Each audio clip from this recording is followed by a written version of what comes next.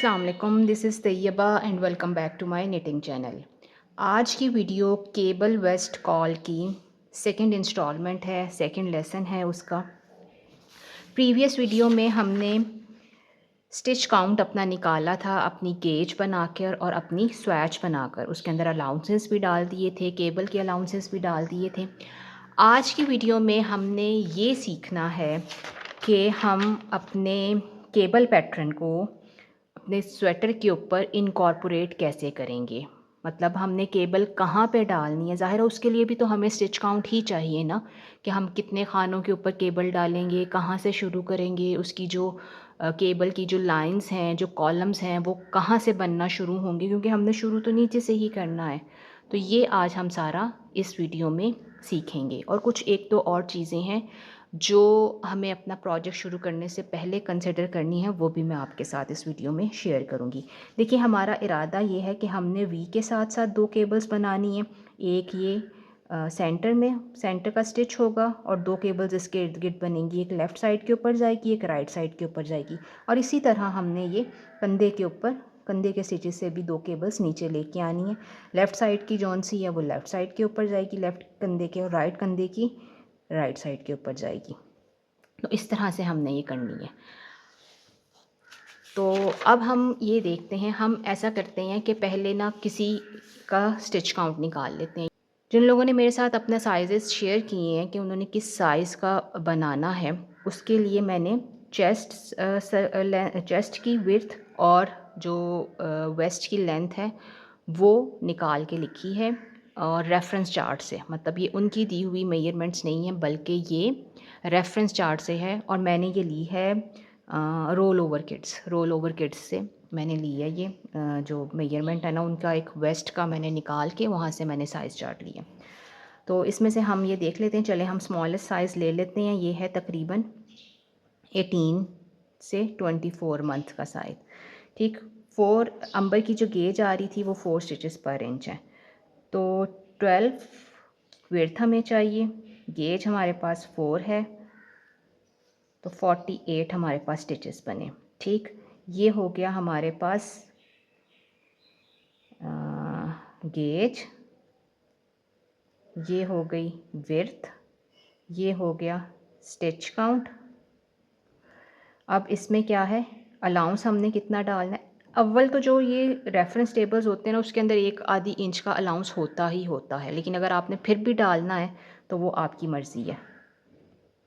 Allowance, फिर cable allowance आप चले डाल लें 1 इंच का, वो 4 स्टिचेस हो जाएंगी। केबल अलाउंस हमने 4 केबल्स डालनी है, तो आप 4 से लेके 8 स्टिचेस तक का केबल अलाउंस डाल सकते हैं।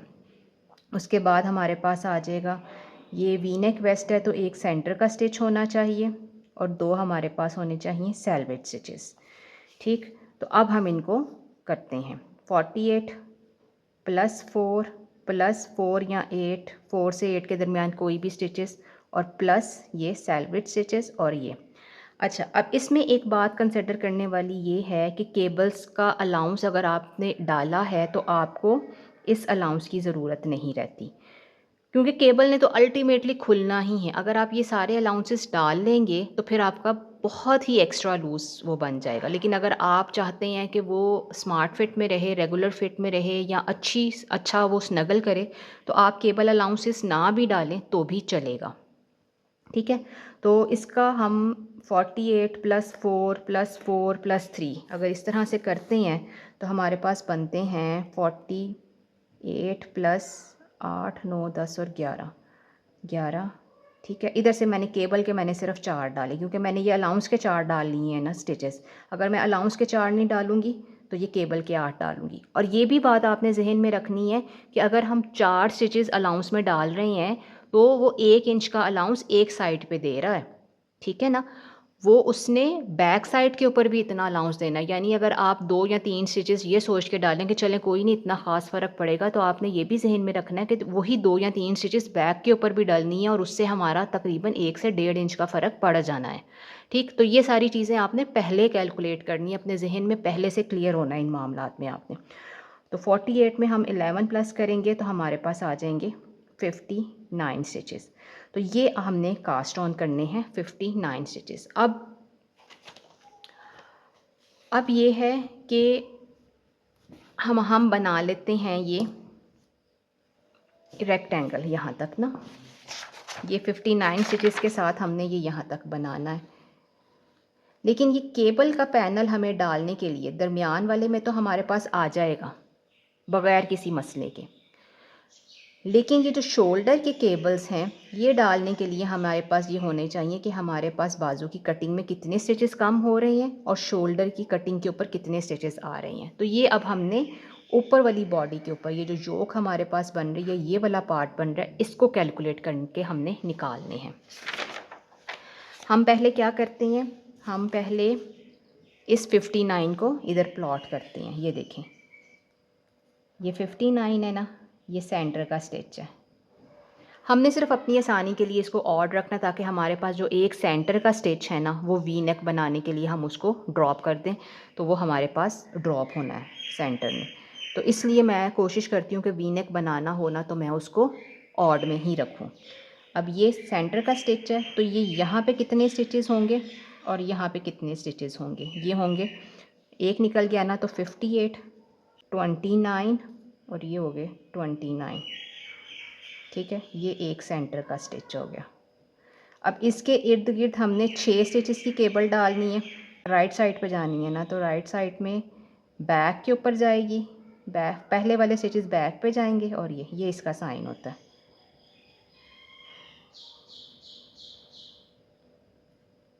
ये देखें, ये जो पहले स्टिचेस आने हैं आपके पास 6 स्टिचेस है ना, तो जो पहले 3 होंगे वो पीछे गिरेंगे और अगले 3 हम उनको पहले बुनेंगे। इस तरह ये ऑपोजिट होगी।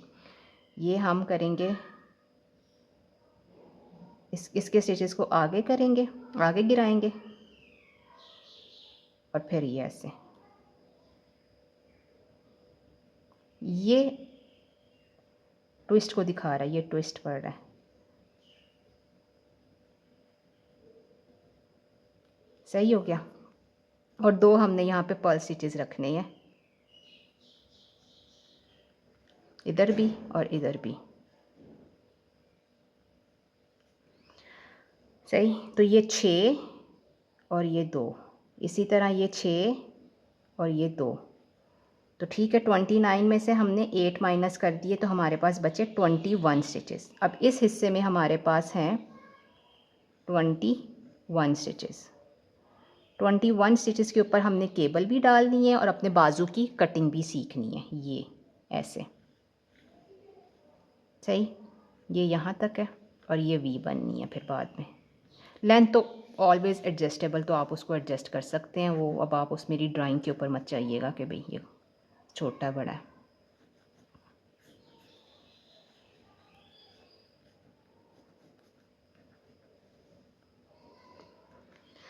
अच्छा जी, कंधा छोटा बड़ा हो गया।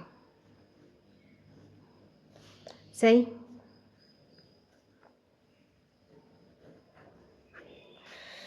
ये ऐसा ये स्कीमेटिक बन गई। अब हमने ये देखना है कि हमारे पास ये चेस्ट, ये जो चेस्ट है और ये जो शोल्डर है, शोल्डर टू शोल्डर, इसका फ़र्क कितना है। चेस्ट हमारे पास कितनी है, वो है 12। सही, और शोल्डर हमारे पास कितना है, शोल्डर विड्थ, जिसको हम कहते हैं तीरा। ठीक है, 12 चेस्ट है ना, तो यूजुअली इस साइज़ के लिए जो आपका तीरा होता है ना वो 10 इंच होता है। 10 नहीं, 9 नहीं तो 10 इंच होगा, 9 इंच होगा नहीं तो 10 इंच होगा। तो यानी आपके पास फ़र्क आ रहा है 2 से 3 इंच का। ज़्यादा का फ़र्क भी आ सकता है, जैसे जैसे बच्चा बड़ा होगा तो ज़्यादा का फ़र्क भी आ सकता है। ये अब टोटली डिपेंड करता है कि आपने साइज़ कितना अच्छा लिया। जितनी अच्छी आपकी मेजरमेंट्स होंगी, जितने अच्छे आपने अलाउंसेस डालने होंगे, जितना अच्छा आप क्लियर होंगे, उतनी ही अच्छी आपके पास ये फिटिंग आनी चाहिए। तो हमने 12 में से ये चेस्ट में से शोल्डर विड्थ माइनस करनी है। 12 में से हमने 9 माइनस किया तो हमारे पास कितना डिफरेंस आ गया, 3 इंच का डिफरेंस आ गया। ठीक, अब ये जो 3 इंच का डिफरेंस है वो सारे का सारा एक बाजू की तरफ तो नहीं जाना ना, वो आधा इधर जाना है और आधा इधर जाना है। ठीक है, तो हमारे पास ये आएगा 1.5 इंचेस एक का। 1.5 इंचज़ आएगा एक का। तो 1.5 इंचज़ का मतलब है कि हमारे पास वो बनेंगे 6 स्टिचेस। 3 इंच के ऊपर हमारे पास 3 4 12 स्टिचेस बन रहे हैं। तो एक कंधे के लिए, एक कंधे की कटिंग के लिए हमारे पास कितने स्टिचेस बन रहे हैं? 6 स्टिचेस बन रहे हैं। यानी जब हमने 59 स्टिचेस कास्ट ऑन करने हैं तो हमने ये याद रखना है कि इसमें से जो 6 इधर के होंगे और 6 इधर के होंगे वो कंधे की कटिंग में निकल जाने हैं। तो हमने ये जो 6 खाने हैं, ये वाले जो 6 खाने हैं, उनके बाद ही केबल का पैटर्न डालना है। मैंने इतना सा मैच करके अपनी केबल डाली थी, तो ये देखिए मेरे पास कुछ मिस्टेक आई है इसमें, वो मैं आपको दिखाती हूँ। ये देखें मेरे पास ये मिस्टेक आई है कि मैंने ऊपर तक स्टिचेस पहले कैलकुलेट नहीं किए और मैंने सिर्फ ये कंधे के अंदाज़े से 8-10 स्टिचेस छोड़ के तो मैंने अपनी केबल डाल ली। तो उससे क्या मुझे नुकसान हुआ?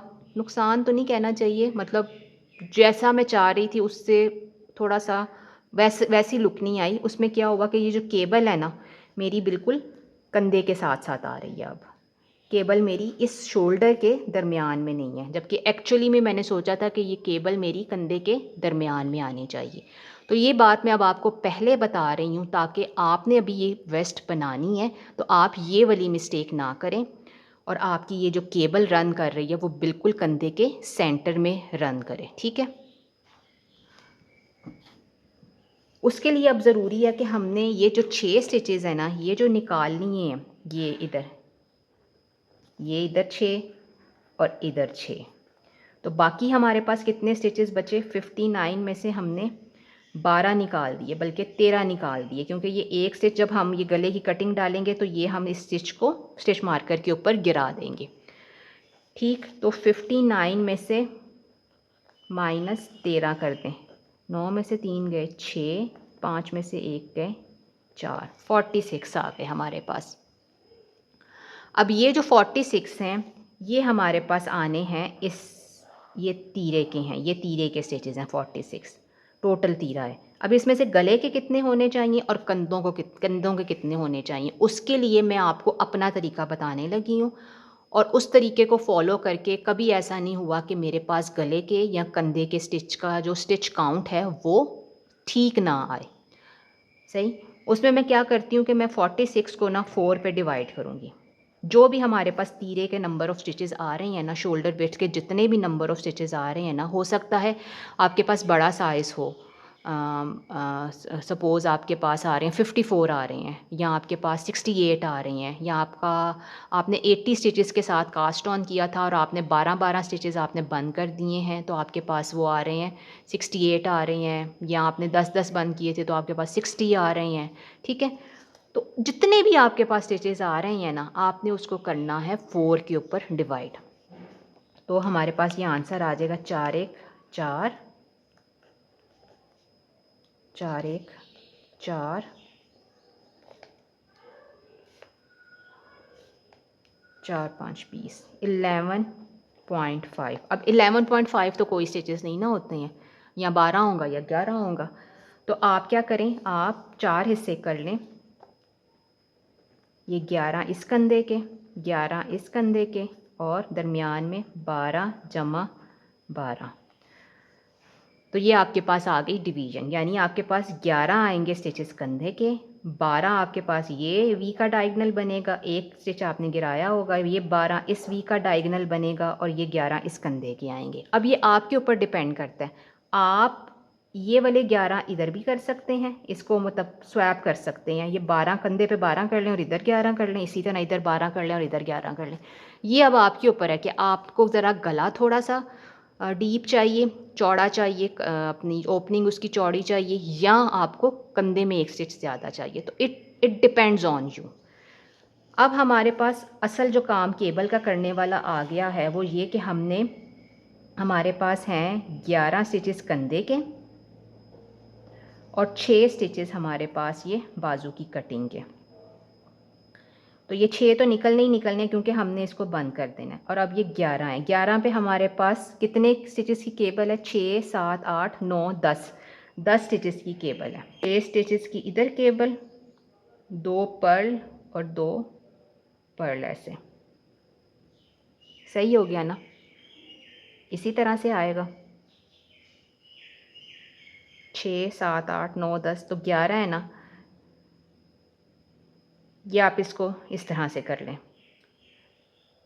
एक इधर एज स्टिच कर लें 11 में से, और एक ही आपने इधर करना है तो कर लें, नहीं तो आप रहने दें। तो आपको अब ये समझ आ गई कि 6 कंधे के स्टिचेस छोड़ के बल्कि आपने यहाँ पे 7 स्टिचेस करने हैं। 7 स्टिचेस आपने नेट किए, 7 नेट, फिर 2 आपने पर्ल किए, फिर 6 आ गए केबल के, फिर 2 आ गए पर्ल।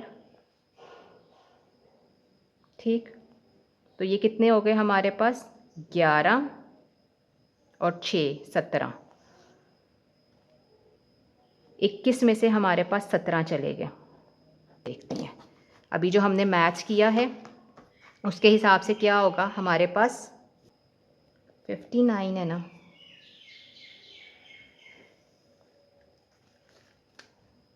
ये सेंटर का स्टिच है।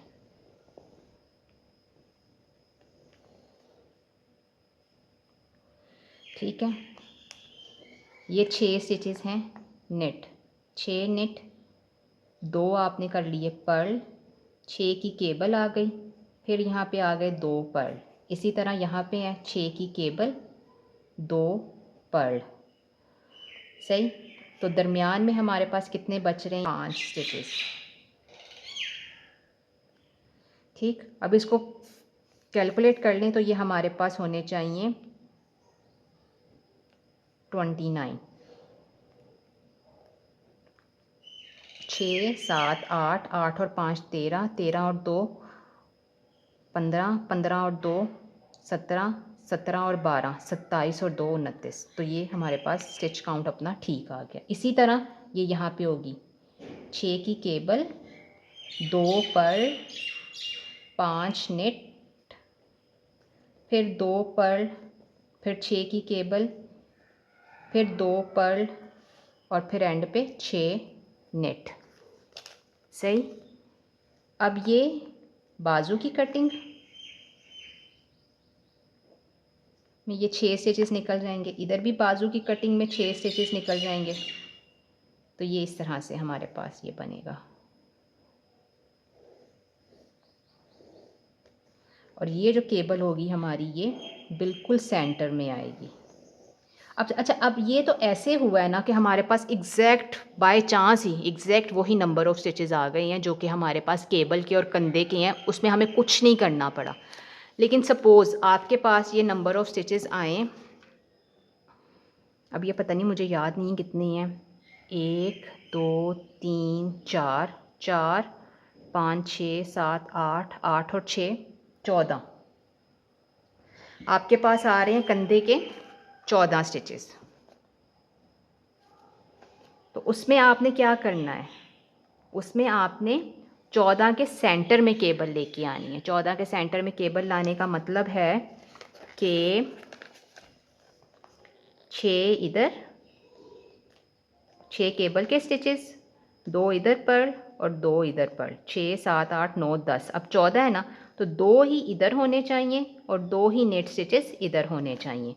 और उसके बाद आपके पास कंधे की कटिंग के स्टिचेस होने चाहिए। सपोज़ आपके पास बड़ा साइज़ है तो स्टिच जौन से हैं वो 9 हैं बंद करने के लिए, तो 9 बंद करने वाले स्टिचेस होंगे, 2 ये इसके आ जाएंगे क्योंकि ये कंधे के हैं। और फिर इस तरह से हमारे पास जो केबल होगी वो बिल्कुल कंधे के सेंटर में आएगी।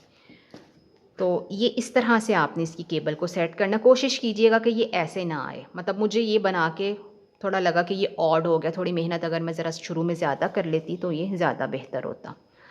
और एक और गलती जो मैंने की वो ये कि भाई यहाँ पे मैंने एक केबल नहीं डाली। यहाँ पे अगर मैं इस कटिंग से पहले एक केबल डाल देती तो ये बिल्कुल इसके एज के ऊपर वो आता, ये यहाँ से खाली खाली ना नज़र आता। इस गलती का नुकसान ये हो रहा है कि यहाँ पे रिबिंग है, इधर रिबिंग है, इधर केबल है और दरमियान में जो स्टॉकिंग नेट आ रही है ना, इसको अब जगह नहीं मिल रही फ्लैट होने की, तो ये ऊपर की तरफ उठ जाती है, तो ऐसे लगता है इसकी कटिंग नहीं ठीक। हालांकि इसकी कटिंग में कोई मसला नहीं है, इसका जो टेक्सचर्ड है ना वो है ही ऐसा। जब पहना जाएगा, और ये पहना भी नहीं गया, स्टीम प्रेस तो मैंने किया होगा लेकिन ये पहना नहीं गया, ये पहना जाएगा तो ये बिल्कुल फ्लैट हो जाएगा, वो अपनी शेप ले लेगा। लेकिन अभी जब बगैर पहने हैं ये ऊपर इसलिए उठ जाता है कि ये रिबिंग इसको खींच रही है, यहाँ से भी रिबिंग खींच रही है, यहाँ से केबल इसको एम्बोस कर रही है, तो ये स्टॉकिंग नेट को फ्लैट होने की जगह नहीं मिलती, तो ये इस वजह से ये ऐसे होता है। अब जितनी हमने कैलकुलेशंस करनी है सेम सेम इसी तरह आपने किसी भी साइज़ की कैलकुलेशंस कर लेनी है।